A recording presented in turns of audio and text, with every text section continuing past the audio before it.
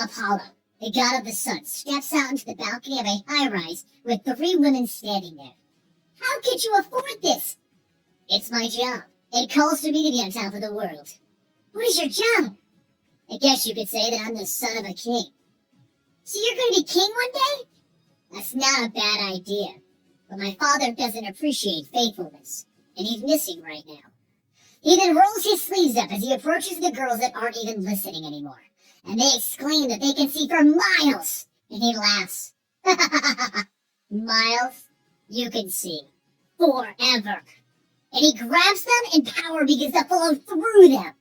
Meanwhile, a figure draped in a robe walks into a barn, brandishing a scythe, and slices off the head of a horse, allowing something to crawl out of its neck. And in a house nearby, the messenger of the gods appears to a woman wearing nothing but her underwear. Zola, you must come with me. Assassins are coming for you. She raises a rifle to his head. Get out of my house! Only to have an arrow lodge into his chest as 2 centaurs come crashing through the building. Realizing he's about to fail in his mission, Hermes throws her a key. Zola, take this! And it warps her away and into the bedroom of Diana Prince, Wonder Woman, the princess of the Amazons. As Zola approaches the bed, Wonder Woman reaches out and grabs her by the throat. What do you think you're doing here? This key was given to me and it warps me here. So Wonder Woman gets up and puts her clothes on, and then she grabs her weapons, and then walks back to Zola. Give me your hand and the key, and stay close. Zola complies, and the 2 of them warp right back to the cabin. Diana finds herself battling against one of the centaurs immediately as Zola runs into the cornfield with the other one chasing her. She quickly headbutts the first one, rolling over his body, taking his own sword, and then throwing it at the other centaur, cutting off its arm. She then uses her lasso on Zola, pulling her back to her. I told you to stay close. The 2 centaurs run off as Hermes walks out with arrows in his stomach and his leg. You need to get the girl to the ends of the earth, Diana. Hermes! She cries out for Hermes as she runs to his side. It's Zola. She's pregnant with Zeus's child. Back in the high-rise, Apollo has imbued the girls with the future and prophecies, and he asks, where is our father, Zeus? The girls reply with, one of his children will murder another and take their place. It's what he wants. Oh, dear old dad. It makes sense. Where is this child? It doesn't exist yet. Interesting, Apollo says, as he becomes the raging sun, burning the 3 girls up before rising into the sky, bringing the morning to the world. Diana brings Hermes to the island of her people, the Amazons. She can think of no better place to protect the young girl and help Hermes heal. They all then get a room while Diana explains to her mother the situation, and Hermes explains Wonder Woman's origins to Zola. Wonder Woman is the daughter of the Queen of the Amazons, but she is also a miracle. Her mother went to the ocean one day after learning that she couldn't have a child, and she made one out of clay. She then prayed to the gods, and they gifted her with Diana.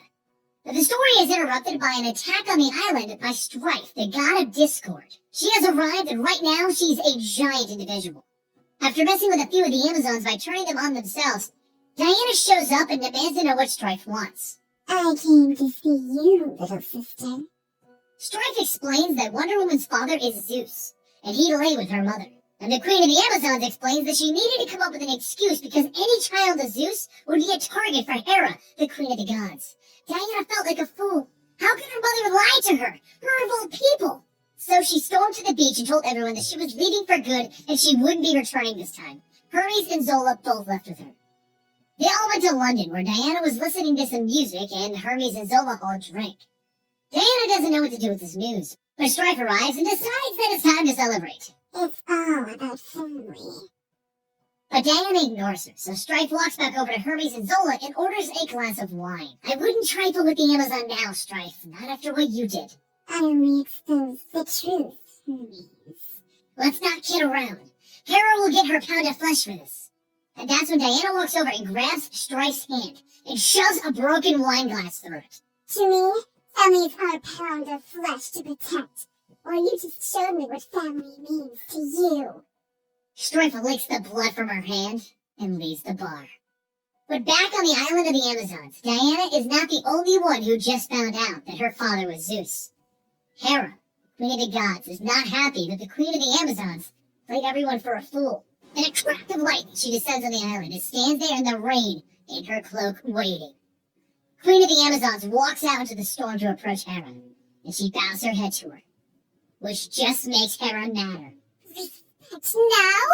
After what you've done? But the Amazon warriors, regardless of their queen telling them to back off, have surrounded Hera. We will protect our queen to our deaths, Alexa, the lead warrior states. They have disobeyed me. And that's when the Queen of the Amazons bends a knee to Hera. I beg for your forgiveness. The Amazon warriors all raise their bows. Hera raises a battle axe to her neck, and then stops. Kneels down to her. I wish I could. Diana, Hermes, and Zola all get a hotel room where Diana really thinks this over. Her mother was well-intentioned. She was trying to save her daughter. So she asks for Hermes to trade her sword and shield for his teleporting staff, temporarily. And she warps back to the island of the Amazons. But what she finds upsets her to the core. Every Amazon has been changed into a snake, and as she approaches the center of the square, she sees her mother is now made of clay. With tears running down her face, she falls to her knees, telling her mother that the only thing she ever wanted was to be made of her blood, and not of clay. And now, all she can ask for is forgiveness. The next day, Diana is discussing with Zola and Hermes how she needs to find a way to get her revenge on Hera. But she can't bring Zola and Hermes in. One is injured, the other is pregnant. So she orders them tomatoes for breakfast, and both Zola and Hermes look at it as the oddest breakfast that they've ever eaten. When up walks a man named Lennox. He explains that with Zeus gone, the guards are going to start carving each other up for the throne. Oh, and he's Diana's older brother, another son of Zeus. He has a plan to protect his new baby sibling. He walks with Hermes to a tunnel underneath the city, while Wonder Woman goes for a walk with Zola to the London Bridge, where she meets with Poseidon, the god of the sea. He sniffs her and he can smell Zeus's bloodline. His blood no longer holds water. You would be wise to get out of my way. My brother Zeus was a monster. And now that the heavens are without a lord, I intend to take my place as the king of the heavens.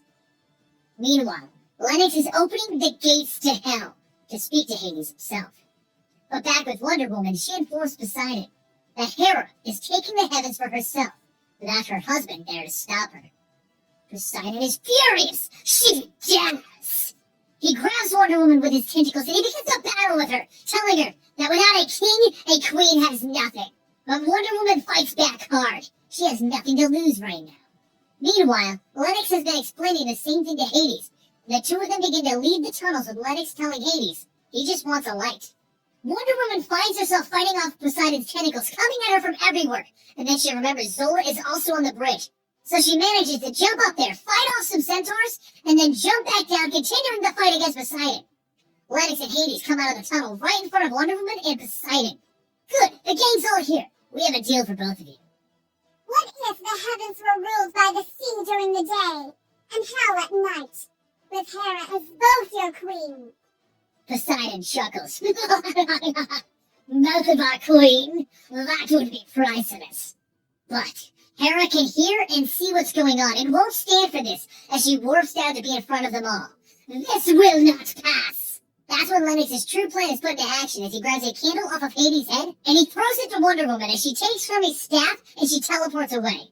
Hera screams no as she teleports after Wonder Woman to find her in Olympus. And the candle of Hades jammed into her viewing device which is in the ground, which is how she was watching all of the happenings in the mortal world.